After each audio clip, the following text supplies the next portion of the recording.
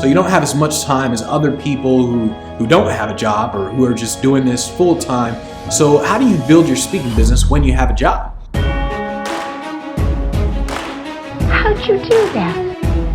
I see that success is not something you pursue, it is something you are. I know tons of people who are building a speaking business, or they want to build a speaking business, but they have a job and they can't really work nonstop 7 a.m. to late at night. They can't do that because they go to their job, they work, and then they come home, they're tired, and they just don't feel like working. So what do? I mean, how do you actually get gigs when you don't have as much time as other people? So first thing you got to understand is that you're going to make sacrifices, and you have to understand this because when you don't have a job, well, when you do have a job and you have a family and all this stuff, you are going to make sacrifices if you want to speak for a living. There's no way around it. You're going to have to do things in order to get gigs. And when you spend the time doing those things, you can't spend time doing something else. So you're going to make sacrifices, and you have to truly understand this. And you're basically going to have to think in terms of you can't outwork someone who's working full time speaking and they can spend all day, every day marketing themselves. You can't outwork this person because that person can work all day, every day. Whereas you have a job and you have to work 9 to 5 and you get home at 5:30, 6 o'clock, and then you can only work a few hours. So you can't outwork someone, so you have to work smarter than them. And the very first step is to be very pragmatic with your thinking. A lot of people think in terms of pragmatic and, oh, it's negative thinking and that sort of stuff. Pragmatic is not being negative. Negative thinking destroys your ability to move forward. Pragmatic thinking is a very realistic way of thinking that allows you to see the next steps so you can keep moving forward. What I see with a lot of speakers who want to do this for a living, or they have a job and that sort of stuff, is they confuse the dream with the reality. The dream is they see all these speakers on stage and speaking on stage and traveling and doing this for a living, and they think of the dream as I'm going to speak in front of 500 people, 1,000 people, constantly travel all over the world. That's the dream. The reality is 1% of your time is on stage. 99.999% of the time is spent marketing and doing other things. So it's important that you understand what's going to happen when you truly enter the industry. Because if you don't understand this, then when you're spending that 99% of your time marketing and you're not spending time on stage, you're going to sit there and say like, man, this isn't what I signed up for, and I don't want to sit at my computer and do this stuff, and I just want someone to book gigs for me.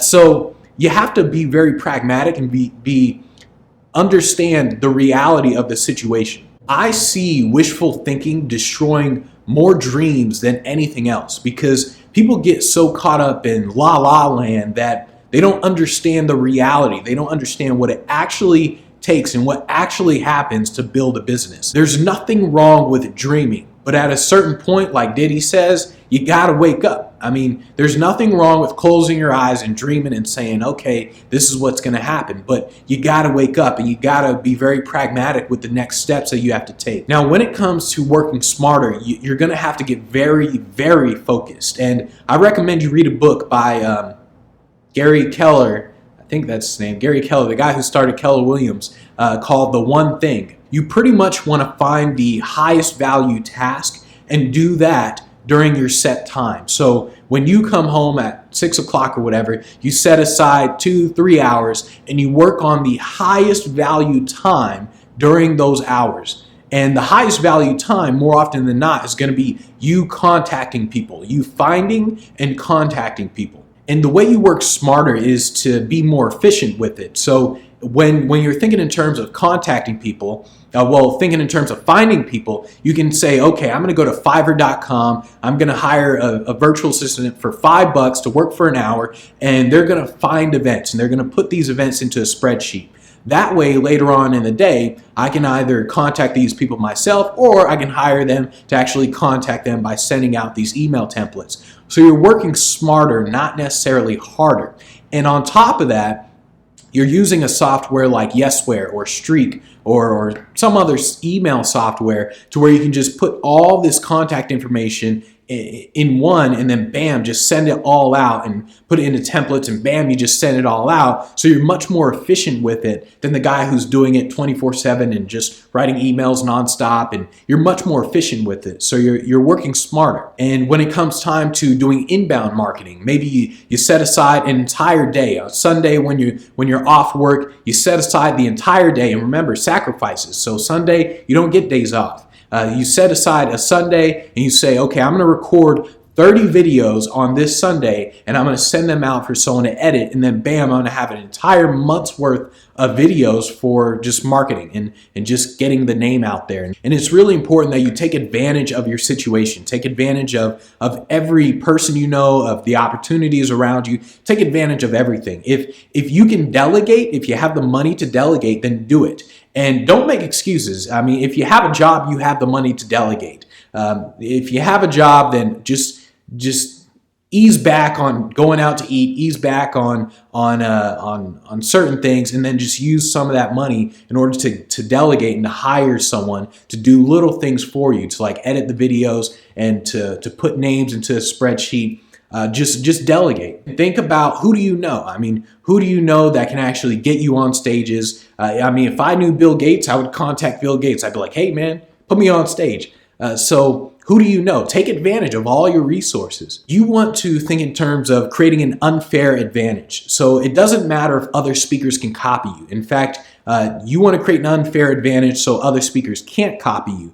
Don't build your speaking business in a normal way. If you know if you know Tony Robbins and you're close to Tony Robbins and he can just give you speaking gigs that he doesn't want to do because they're only paying like 20 grand or something and he doesn't want to do it, then take advantage of that. So don't think in terms of, oh, I have to send emails, and oh, I have to call people, oh, I have to make these videos. Think in terms of, what can I do that nobody else can? What can I do in order to take advantage of my current situation that nobody else has? Get rid of useless activities. Be very brutal with your time.